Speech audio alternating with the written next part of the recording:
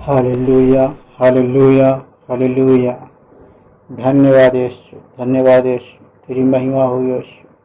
प्रभु, इस वचन को पढ़ने में हमारी सहायता मदद करे और प्रभु सुनने वालों की भी मदद करे, जो सुने जीवन प्राप्त करे। यीशु मसीह के पवित्र नाम से दुआ को मांगते खुदावन सुने और ग्रहण करे। आमीन, आमीन। Hallelujah, hallelujah. उत्पत्ति 26वां अध्याय। इसहाक का गरार में निवास। उस देश में अकाल पड़ा। यह उस पहले अकाल में अलग था जो अब्राहम के दिनों में पड़ा था। इसलिए इसहाक गरार को फिलिस्तियों के राजा और अबीमेलेक के पास गया।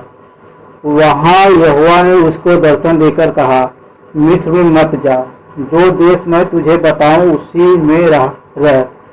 तू इसी देश में रह और मैं तेरे संग रहूंगा और तुझे आशीष दूंगा, और ये सब देश मैं तुझको और तेरे वंश को दूंगा, और जो शपथ मैंने तेरे पिता अब्राहम से खाई थी उसे मैं पूरी करूंगा।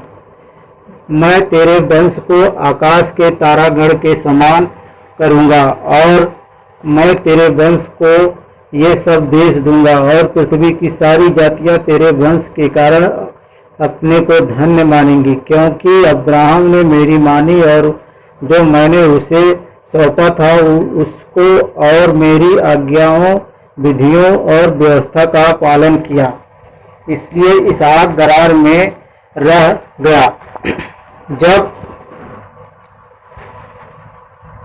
उस स्थान के लोगों ने उसकी पत्नी के विषय में पूछा, तब उसने यह सोचकर कि यदि मैं उसको अपनी पत्नी कहूँ तो यहाँ के लोग रिबका के कारण, जो परम सुंदरी है, मुझको मार डालेंगे। उत्तर दिया, वह तो मेरी बहन है। जब उसको वहाँ रहते बहुत दिन बीत गए, तब एक दिन फिलिस्तियों के राजा अबीमेलेक ने खिड़की में से झांककर क्या देखा कि इसहाक अपनी पत्नी रिबका के साथ क्रीड़ा कर रहा है। तब अबीमेलेक ने इसहाक को बुलवा कर कहा, वह तो निश्चय तेरी पत्नी है, फिर तूने क्यों उसको अपनी बहन कहा? इसहाक ने उत्तर दिया, मैंने सोचा था कि ऐसा न हो कि उसके कारण मेरी मृत्यु हो। अबीमेलेक ने कहा, तूने हमसे यह क्या किया? ऐसे तो प्रजा में से कोई तेरी पत्नी के साथ सहज से कुकर्म कर सकता, और तू हमको पाप में फंसाता। इसलिए अबीमेलेक ने अपनी सारी प्रजा को आज्ञा दी, जो कोई उस पुरुष को या उस स्त्री को छुएगा वह निश्चय मार डाला जाएगा। फिर इसहाक ने उस देश में जोता बोया और उसी वर्ष में 100 गुना फल पाया, और यहोवा ने उसको आशीष दी और वह बढ़ा और उसकी उन्नति होती चली गई, यहाँ तक कि वह अति महान पुरुष हो गया। जब उसके भेड़ बकरी, गाय बैल और बहुत से दास दासियां हुई, तब फिलिस्ती उससे दाह करने लगे। इसलिए जितने कुओं को उसके पिता अब्राहम के दासों ने अब्राहम के जीते जी खोदा था, उनको फिलिस्तियों ने मिट्टी से भर दिया। तब अबीमेलेक ने इसहाक से कहा, हमारे पास से चला जा, क्योंकि तू हमसे बहुत सामर्थी हो गया है। अतः इसहाक वहां से चला गया और गरार की घाटी में अपना तंबू खड़ा करके वहां रहने लगा। तब जो कुएं उसके पिता अब्राहम के दिनों में खोदे गए थे और अब्राहम के मरने के बाद फिलिस्तियों ने भर दिए थे, उनको इसहाक ने फिर से खुदवाया और उनके वे ही नाम रखे जो उसके पिता ने रखे थे। फिर इसहाक के दासों को घाटी में खोदते खोदते बहते जल का एक सोता मिला। तब गरार के चरवाहों ने इसहाक के चरवाहों से झगड़ा किया और कहा, यह जल हमारा है। इसलिए उसने उस कुएं का नाम एसेक रखा, क्योंकि उससे झगड़े थे। फिर उन्होंने दूसरा कुआं खोदा और उन्होंने उसके लिए भी झगड़ा किया, इसलिए उसने उसका नाम सितना रखा।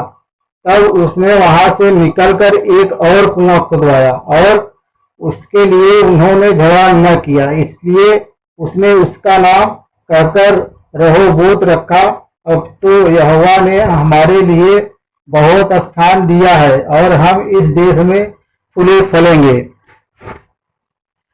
वहां से वह बेर्शेबा को गया और उसी दिन यहोवा ने रात को उसे दर्शन देकर कहा, मैं तेरे पिता अब्राहम का परमेश्वर हूँ। मत डर, क्योंकि मैं तेरे साथ हूँ और अपने दास अब्राहम के कारण तुझे आशीष दूंगा और तेरा वंश बढ़ाऊंगा। तब उसने वहां एक वेदी बनाई और यहोवा से प्रार्थना की और अपना तंबू वहीं खड़ा किया। और वहां इसहाक के दासों ने एक कुआं खोदा। इसहाक और अबीमेलेक के बीच संधि।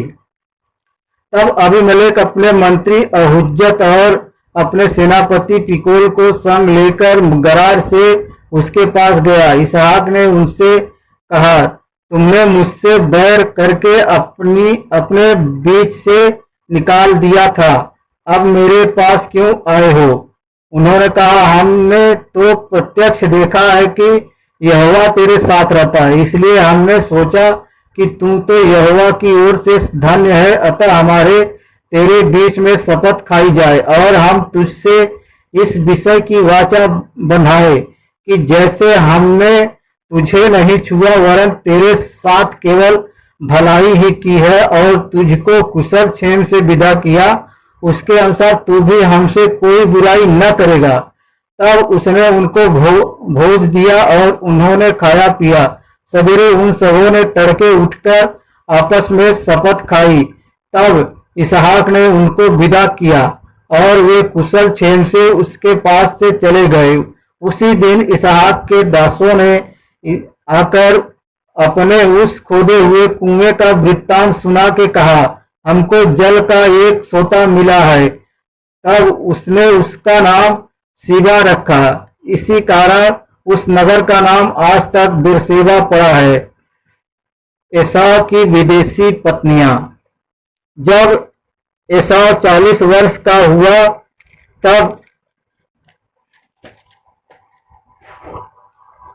उसने हित्ती बेरी की बेटी यहूदित और हित्ती एलोन की बेटी बासमत से विवाह कर लिया। और इन स्त्रियों के कारण इसहाक और रिबका के मन को खेद हुआ। याकूब को आशीर्वाद मिलना। उत्पत्ति 27वां अध्याय। तब इसहाक बूढ़ा हो गया और उसकी आंखें ऐसी धुंधली पड़ गई कि उसको सूझता न था। तब उसने अपने जेठे पुत्र एसाव को बुलाकर कहा, हे मेरे पुत्र। उसने कहा, क्या आज्ञा? उसने कहा, सुन, मैं तो बूढ़ा हो गया हूं और नहीं जानता कि मेरी मृत्यु का दिन कब होगा। इसलिए अब तू अपना तरकस और धनुष आदि हथियार लेकर मैदान में जा और मेरे लिए अहेर कर ले आ। तब मेरी रुचि के अनुसार स्वादिष्ट भोजन बनाकर मेरे पास ले आना कि मैं उसे खाकर मरने से पहले तुझे जी भर के आशीर्वाद दूं। तब एसाव अहेर करने को मैदान में गया। जब इसहाक एसाव से यह बात कह रहा था तब रिबका सुन रही थी। इसलिए उसने अपने पुत्र याकूब से कहा, सुन, मैंने तेरे पिता को तेरे भाई एसाव से यह कहते सुना है, तू मेरे लिए अहेर करके उसका स्वादिष्ट भोजन बना कि मैं उसे खाकर तुझे यहोवा के आगे मरने से पहले आशीर्वाद दूं। इसलिए अब हे मेरे पुत्र मेरी सुन और यह आज्ञा मान कि बकरियों के पास जाकर बकरियों के 2 बच्चे अच्छे अच्छे बच्चे ले आ और मैं तेरे पिता के लिए उसकी रुचि के अनुसार उनके मांस का स्वादिष्ट भोजन बनाऊंगी। तब तू उसको अपने पिता के पास ले जाना कि वह उसे खाकर मरने से पहले तुझको आशीर्वाद दे। याकूब ने अपनी माता रिबका से कहा, सुन, मेरा भाई एसाव तो रोंआर पुरुष है और मैं रोमहीन पुरुष हूँ। कदाचित मेरा पिता मुझे टटोलने लगे तो मैं उसकी दृष्टि में ठग ठहरूंगा और आशीष के बदले साप ही कमाऊंगा। उसकी माता ने उससे कहा, हे मेरे पुत्र, साप तुझ पर नहीं मुझी पर पड़े। तू केवल मेरी सुन और जाकर वे बच्चे मेरे पास ले आ। तब याकूब जाकर उनको अपनी माता के पास ले आया और माता ने उसके पिता की रुचि के अनुसार स्वादिष्ट भोजन बना दिया। तब रिबका ने अपने पहलौठे पुत्र एसाव के सुंदर वस्त्र जो उसके पास घर में थे लेकर अपने छोटे पुत्र याकूब को पहना दिए और बकरियों के बच्चों की खालों को उसके हाथों में और उसके चिकने गले में लपेट दिया और वह स्वादिष्ट भोजन और अपनी बनाई हुई रोटी भी अपने पुत्र याकूब के हाथ में दे दी। तब वह अपने पिता के पास गया और कहा, हे मेरे पिता। उसने कहा, क्या बात है? हे मेरे पुत्र, तू कौन है? याकूब ने अपने पिता से कहा, मैं तेरा जेठा पुत्र एसाव हूँ। मैंने तेरी आज्ञा के अनुसार किया है, इसलिए उठ और बैठकर मेरे अहेर के मांस में से खा कि तू जी से मुझे आशीर्वाद दे। इसहाक ने अपने पुत्र से कहा, हे मेरे पुत्र, क्या कारण है कि वह तुझे इतनी जल्दी मिल गई? उसने कहा, यह उत्तर दिया, तेरे परमेश्वर यहोवा ने उसको मेरे सामने कर दिया।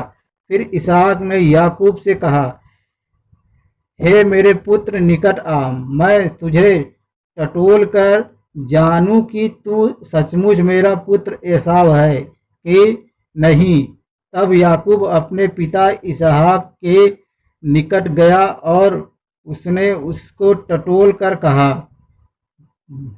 बोल तो याकूब का सा है, पर हाथ एसाव ही के से जान पड़ते हैं। और उसने उसको नहीं पहचाना क्योंकि उसके हाथ उसके भाई के से रोंआर थे। अतः उसने उसको आशीर्वाद दिया और उसने पूछा, क्या तू सचमुच मेरा पुत्र एसाव है? उसने कहा, हाँ मैं हूँ। तब उसने कहा, भोजन को मेरे निकट ले आ कि मैं अपने पुत्र के अहेर के मांस में से खाकर तुझे जी से आशीर्वाद दूँ। तब वह उसको उसके निकट ले आया और उसने खाया और वह उसके पास दाख मधु भी लाया और उसने पिया।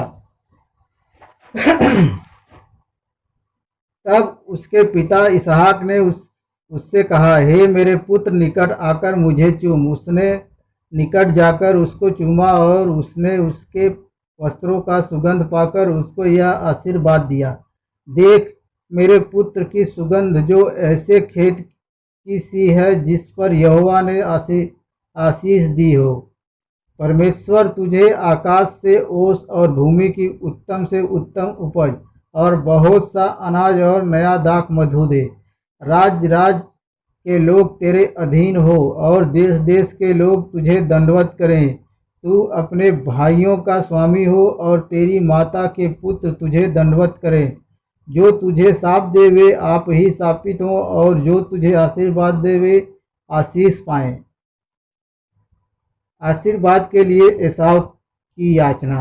जैसे ही यह आशीर्वाद इसहाक याकूब को दे चुका और याकूब अपने पिता इसहाक के सामने से निकला ही था कि एसाव अहेर लेकर आ पहुंचा। तब वह भी स्वादिष्ट भोजन बनाकर अपने पिता के पास ले आया और उससे कहा, हे मेरे पिता, उठकर अपने पुत्र के अहेर का मांस खा ताकि मुझे जी से आशीर्वाद दे। उसके पिता इसहाक ने पूछा, तू कौन है? उसने कहा, मैं तेरा जेठा पुत्र एसाव हूँ। तब इसहाक ने अत्यंत थरथरा थरथर कांपते हुए कहा, फिर वह कौन था जो अहेर करके मेरे पास ले आया था और मैंने तेरे आने से पहले सब में से कुछ कुछ खा लिया और उसको आशीर्वाद दिया। अब उसको आशीष लगी भी रहेगी।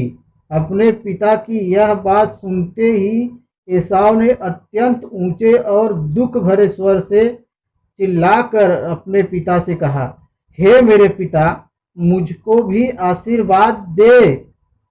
उसने कहा, तेरा भाई धूर्तता से आया और तेरे आशीर्वाद को लेकर चला गया।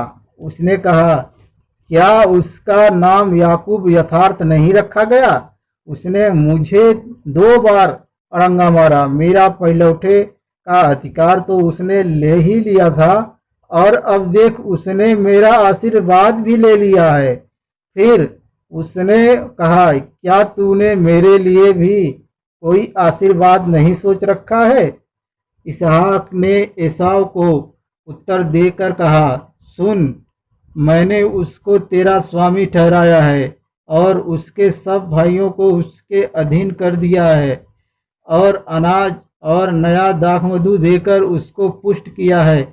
इसलिए अब हे मेरे पुत्र, मैं तेरे लिए क्या करूं? एसाव ने अपने पिता से कहा, हे मेरे पिता, क्या तेरे मन में एक ही आशीर्वाद है? हे मेरे पिता, मुझको भी आशीर्वाद दे। यूँ कहकर एसाव फूट फूट के रोया। उसके पिता इसहाक ने उससे कहा, सुन, तेरा निवास उपजाऊ भूमि से दूर हो और ऊपर से आकाश की ओस उस पर न पड़े। तू अपनी तलवार के बल से जीवित रहेगा और अपने भाई के अधीन तो हो, पर जब तू स्वाधीन हो जाएगा तब उसके जुए को अपने कंधे पर से तोड़ फेंकेगा। एसाव ने तो याकूब से अपने पिता के दिए हुए आशीर्वाद के कारण बैर रखा और उसने सोचा, मेरे पिता के अंतकाल का दिन निकट है, फिर मैं अपने भाई याकूब को घात करूंगा। जब रिबका को उसके पहलौठे पुत्र एसाव की ये बातें बताई गई, तब उसने अपने छोटे पुत्र याकूब को बुलाकर कहा, सुन, तेरा भाई एसाव तुझे घात करने के लिए अपने मन में धीरज रखे हुए है। इसलिए अब हे मेरे पुत्र, मेरी सुन और हारान को मेरे भाई लबान के पास भाग जा और थोड़े दिन तक, अर्थात जब तक तेरे भाई का क्रोध न उतरे तब तक उसी के पास रहना। फिर जब तेरे भाई का क्रोध तुझसे उतरे तब और जो काम तूने उससे किया है उसको वह भूल जाए, तब मैं तुझे वहां से बुलवा भेजूंगी। ऐसा क्यों हो कि एक ही दिन में मुझे तुम दोनों से रहित होना पड़े। याकूब का लबान के पास जाना।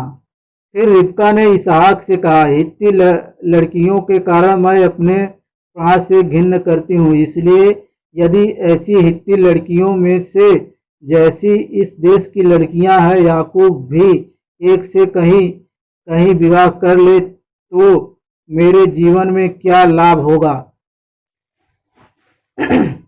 उत्पत्ति 28वां अध्याय। तब इसहाक ने याकूब को बुलाकर आशीर्वाद दिया और आज्ञा दी, तू किसी कनानी लड़की से विवाह न कर लेना। पद्दनराम में अपने नाना बतुएल के घर जाकर वहां अपने मामा लबान की एक बेटी से विवाह कर लेना। सर्वशक्तिमान ईश्वर तुझे आशीष दे और फलवान करके बढ़ाए और तू राज्य की मंडली का मूल हो। वह तुझे और तेरे वंश को भी अब्राहम किसी आशीर्वाद दे कि तू यह देश जिसमें तू परदेशी होकर रहता है और जिसे परमेश्वर ने अब्राहम को दिया था उसका अधिकार हो जाए। और इसहाक ने याकूब को विदा किया और वह पद्दनराम को अरामी बतूएल के पुत्र लाबान के पास चला, जो याकूब और एसाव की माता रिबका का भाई था। एसाव का एक और विवाह। जब इसहाक ने याकूब को आशीर्वाद देकर पद्दनराम भेज दिया कि वह वहीं से पत्नी लाए और उसको आशीर्वाद देने के समय वह यह आज्ञा भी दी, तू किसी कनानी लड़की से विवाह न कर लेना। और याकूब माता पिता की मानकर पद्दनराम को चल दिया।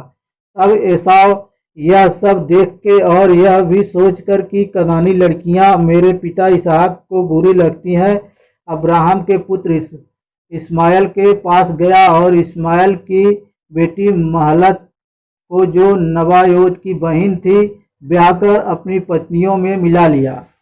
याकूब का स्वप्न। याकूब बेरशेबा से निकलकर हरान की ओर चला और उसने किसी स्थान में पहुंचकर रात वहीं बिताने का विचार किया, क्योंकि सूर्य अस्त हो गया था। इसलिए उसने उस स्थान के पत्थरों में से एक पत्थर ले अपना तकिया बनाकर रखा और उसी स्थान में सो गया। तब उसने स्वप्न में क्या देखा कि एक सीढ़ी पृथ्वी पर से खड़ी है और उसका सिरा स्वर्ग तक पहुंचा है और परमेश्वर के दूत उस पर से चढ़ते उतरते हैं। और यहोवा उसके ऊपर खड़ा होकर कहता है, मैं यहोवा तेरे दादा अब्राहम का परमेश्वर और इसहाक का भी परमेश्वर हूँ। जिस भूमि पर तू लेटा है उसे मैं तुझको और तेरे वंश को दूंगा, और तेरा वंश भूमि की धूलि के किनकों के समान बहुत ही होगा, और पश्चिम पूरब उत्तर दक्षिण चारों ओर फैलता जाएगा। और तेरे वंश के द्वारा पृथ्वी के सारे कुल आशीष पाएंगे। और सुन, मैं तेरे संग रहूंगा और जहाँ कहीं तू जाए वहाँ तेरी रक्षा करूंगा और तुझे इस देश में लौटा ले आऊंगा। मैं अपने कहे हुए को जब तक पूरा न कर लूं तब तक तुझको न छोड़ूंगा। तब याकूब जाग उठा और कहने लगा, निश्चय इस स्थान में यहोवा है और मैं इस बात को न जानता था। और भय खाकर उसने कहा, यह स्थान क्या ही भयानक है। यह तो परमेश्वर के भवन को छोड़ और कुछ नहीं हो सकता, वरन यह स्वर्ग का फाटक ही होगा। भोर को याकूब उठा और अपने तकिए का पत्थर लेकर उसका खंभा खड़ा किया और उसके सिरे पर तेल डाल दिया। उसने उस स्थान का नाम बेतेल रखा, पर उस नगर का नाम पहले लूज था। तब याकूब ने यह मन्नत मानी, यदि परमेश्वर मेरे संग रह कर इस यात्रा में मेरी रक्षा करे और मुझे खाने के लिए रोटी और पहनने के लिए कपड़ा दे और मैं अपने पिता के घर में कुशल क्षेम से लौट आऊं, तो यहोवा मेरा परमेश्वर ठहरेगा और यह पत्थर जिसका मैंने खंभा खड़ा किया है परमेश्वर का भवन ठहरेगा। और जो कुछ तू मुझे दे उसका 10वां अंश मैं अवश्य ही तुझे दिया करूंगा। याकूब की लबान से भेंट। उत्पत्ति 29 अध्याय। फिर याकूब ने अपना मार्ग लिया और पूर्वियों के देश में आया। उसने हालेलुया हालेलुया उसने दृष्टि करके क्या देखा कि मैदान में एक कुआं है और उसके पास भेड़ बकरियों के 3 झुंड बैठे हुए हैं, क्योंकि जो पत्थर उस कुएं के मुंह पर धरा रहता था जिसमें से झुंडों को जल पिलाया जाता था वह भारी था। और जब वह सब झुंड वहां इकट्ठा हो जाते तब चरवाहे उस पत्थर को कुएं के मुंह पर से लुढ़काकर भेड़ बकरियों को पानी पिलाते और फिर पत्थर को कुएं के मुंह पर ज्यों का त्यों रख देते थे। अतः याकूब ने चरवाहों से पूछा, हे मेरे भाइयों, तुम कहाँ के हो? उन्होंने कहा, हम हरान के हैं। तब उसने उनसे पूछा, क्या तुम नाहोर के पोते लबान को जानते हो? उन्होंने कहा, हाँ, हम उसे जानते हैं। फिर उसने उनसे पूछा, क्या वह कुशल से है? उन्होंने कहा, हाँ, कुशल से है। और वह देख, उसकी बेटी राहेल भेड़ बकरियों को लिए हुए चली आती है। उसने कहा, देखो, अभी तो दिन बहुत है, पशुओं के इकट्ठे होने का समय नहीं, इसलिए भेड़ बकरियों को जल पिलाकर फिर ले जाकर चराओ। उन्होंने कहा, हम अभी ऐसा नहीं कर सकते। जब सब झुंड इकट्ठा होते हैं तब पत्थर कुएं के मुंह पर से लुढ़काया जाता है और तब हम भेड़ बकरियों को पानी पिलाते हैं। उनकी यह बातचीत हो ही रही थी कि राहेल, जो पशु चराया करती थी, अपने पिता की भेड़ बकरियों को लिए हुए आ गई। याकूब ने अपने मामा लबान की बेटी राहेल को और उसकी भेड़ बकरियों को देखा तो निकट जाकर कुएं के मुंह पर से पत्थर को लुढ़काया और अपने मामा लबान की भेड़ बकरियों को पानी पिलाया। तब याकूब ने राहेल को चूमा और ऊंचे स्वर से रोया, और याकूब ने राहेल को बता दिया कि मैं तेरा फुफेरा भाई हूँ, अर्थात रिबका का पुत्र हूँ। तब उसने दौड़ के अपने पिता से कह दिया। अपने भांजे याकूब का समाचार पाते ही लबान उससे भेंट करने को दौड़ा और उसको गले लगाकर चूमा, फिर अपने घर ले आया। याकूब ने लबान को अपना सब वृत्तांत सुनाया। तब लबान ने याकूब से कहा, तू तू तो सचमुच मेरी हड्डी और मांस है। और याकूब 1 महीने भर उसके साथ रहा। राहेल और लिया के लिए सेवा। तब लबान ने याकूब से कहा, कुटुंबी होने के कारण तुझसे मुफ्त में सेवा कराना मेरे लिए उचित नहीं है, इसलिए कह, मैं तुझे सेवा के बदले क्या दूं? लबान की 2 बेटियां थीं, जिनमें से बड़ी का नाम लिया और छोटी का नाम राहेल था। लिया के तो धुंधली आंखें थी, पर राहेल रूपवती और सुंदर थी। इसलिए याकूब ने, जो राहेल से प्रीत रखता था, कहा, मैं तेरी छोटी बेटी राहेल के लिए 7 वर्ष तेरी सेवा करूंगा। लबान ने कहा, उसे पराये पुरुष को देने से तुझको देना उत्तम होगा, इसलिए मेरे पास रह। अतः याकूब ने राहेल के लिए 7 वर्ष सेवा की, और वे उसको राहेल की प्रीति के कारण थोड़े ही दिनों के बराबर जान जान पड़े। तब याकूब ने लबान से कहा, मेरी पत्नी मुझे दे और मैं उसके पास जाऊंगा, क्योंकि मेरा समय पूरा हो गया है।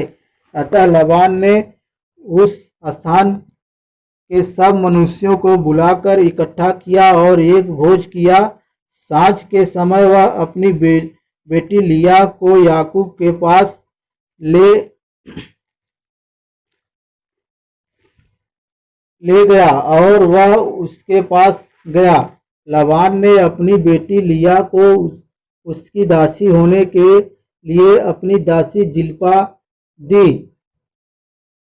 भोर को मालूम हुआ कि यह तो लिया है, इसलिए उसने लबान से कहा, यह तूने मेरे साथ क्या किया है? मैंने तेरे साथ रहकर जो तेरी सेवा की, तो क्या राहेल के लिए नहीं की? फिर तूने मुझसे क्यों ऐसा छल किया है? लबान ने कहा, हमारे यहाँ ऐसी रीति नहीं कि बड़ी बेटी से पहले दूसरी का विवाह कर दे। इसका सप्ताह तो पूरा कर, फिर दूसरी भी तुझे उस सेवा के लिए मिलेगी जो तू मेरे साथ रहकर और 7 वर्ष तक करेगा। याकूब ने ऐसा ही किया और लिया के सप्ताह को पूरा किया। तब लबान ने उससे अपनी बेटी राहेल भी दी कि वह उसकी पत्नी हो। लबान ने अपनी बेटी राहेल की दासी होने के लिए अपनी दासी बिल्हा को दिया। तब याकूब राहेल के पास भी गया और उसकी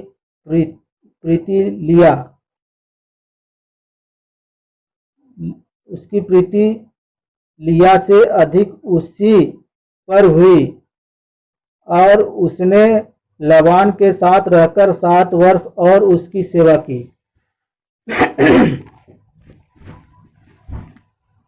याकूब की संतान।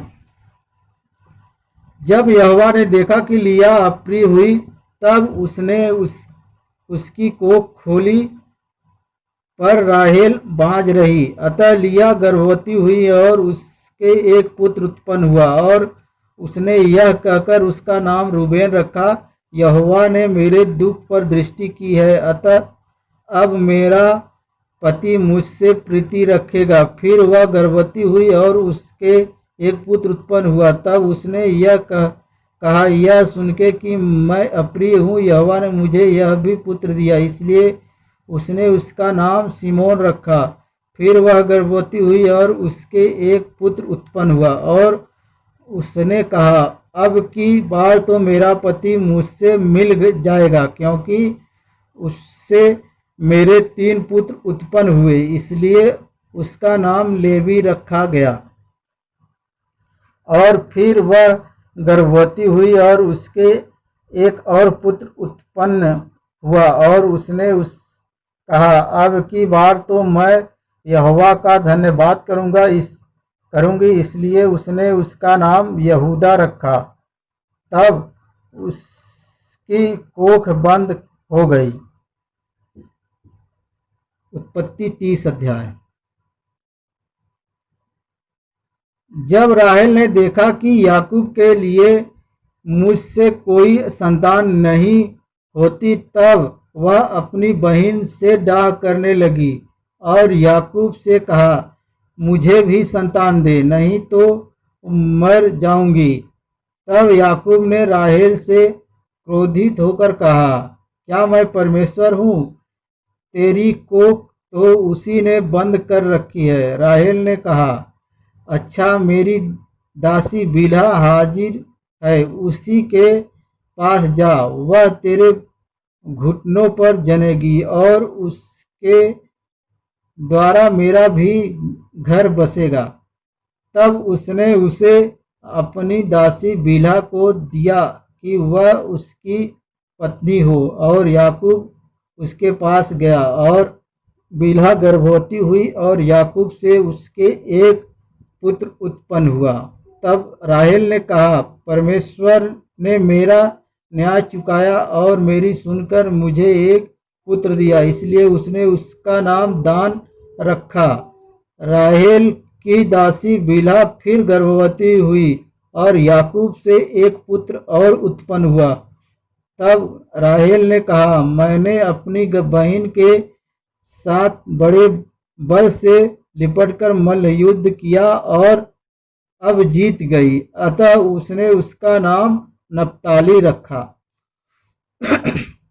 जब लिया ने देखा कि मैं जनने से रहित हो गई हूँ, तब उसने अपनी दासी जिल्पा को लेकर याकूब की पत्नी होने के लिए दे दिया। और लिया की दासी जिल्पा के भी याकूब से एक पुत्र उत्पन्न हुआ। तब लिया ने कहा, अहो भाग्य, इसलिए उसने उसका नाम गाद रखा।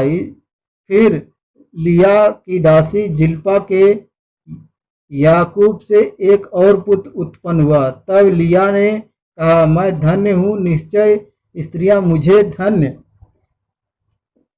कहेंगी। इसलिए उसने उसका नाम आशेर रखा। गेहूं की कटनी के दिनों में रूबेन को मैदान में दूधा फल मिले, और वह उनको अपनी माता लिया के पास ले गया।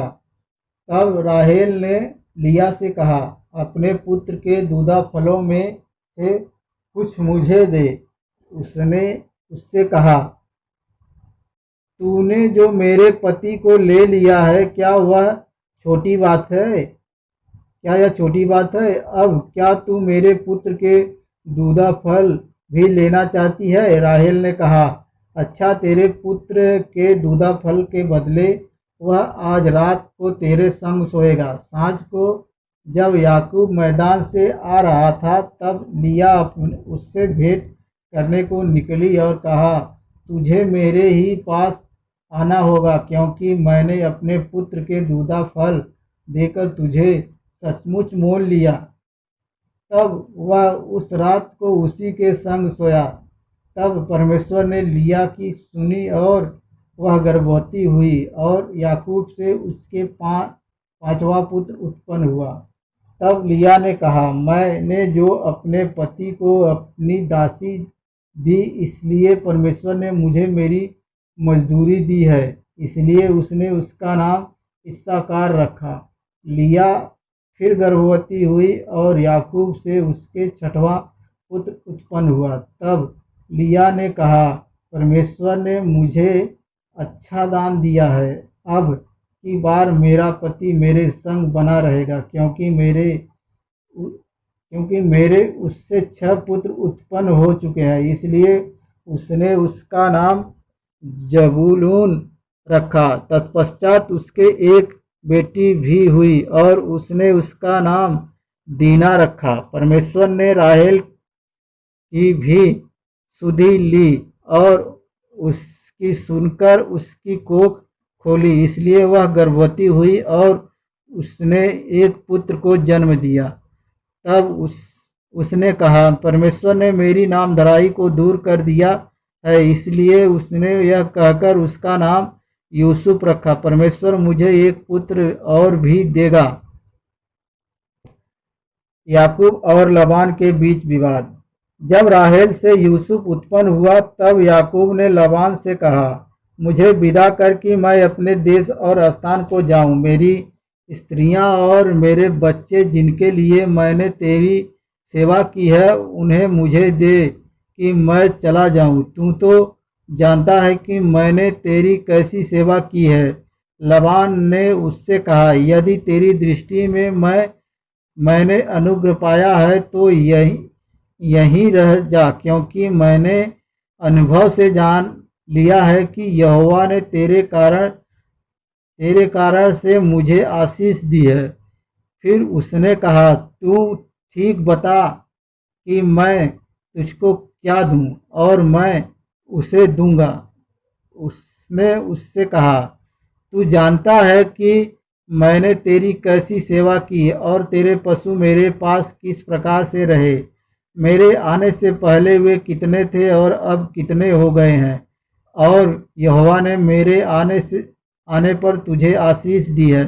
पर मैं अपने घर का काम कब करने पाऊंगा।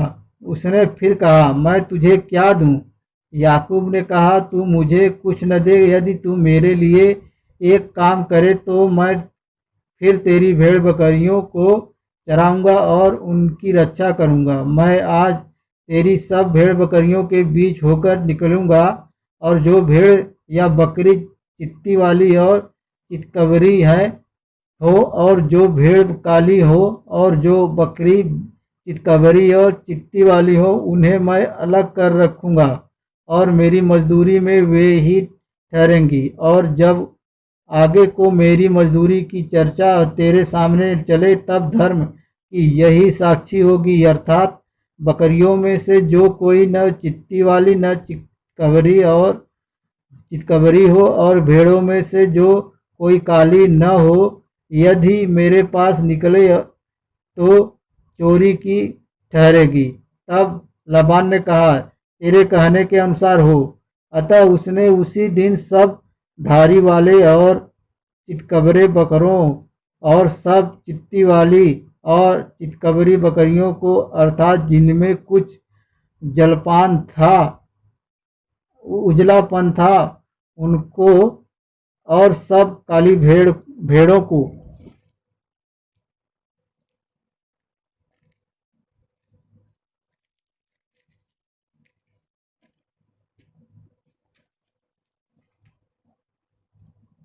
भी अलग अलग करके अपने पुत्रों के हाथ सौंप दिया।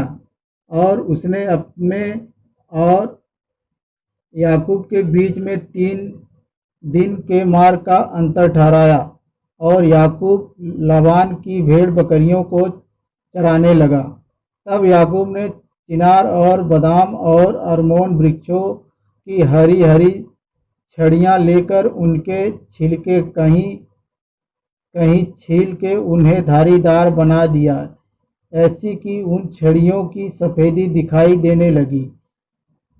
तब चीली छिली हुई छड़ियों को भेड़ बकरियों के सामने उनके पानी पीने के कठौतों में खड़ा किया, और जब वे पानी पीने के लिए आई तब गाभिन हो गईं। छड़ियों के सामने गाभिन होकर भेड़ बकरियां धारी वाले चित्ती वाले और चितकबरे बच्चे जनी।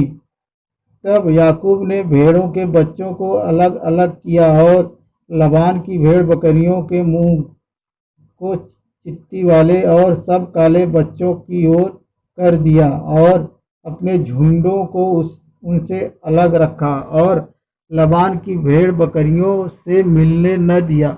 और जब जब फलवंत भेड़ बकरियां गाभिन होती थी तब तब याकूब उन छड़ियों को कठौतों में उनके सामने रख देता था, जिससे वे छड़ियों को देखती हुई गाभिन हो जाएं।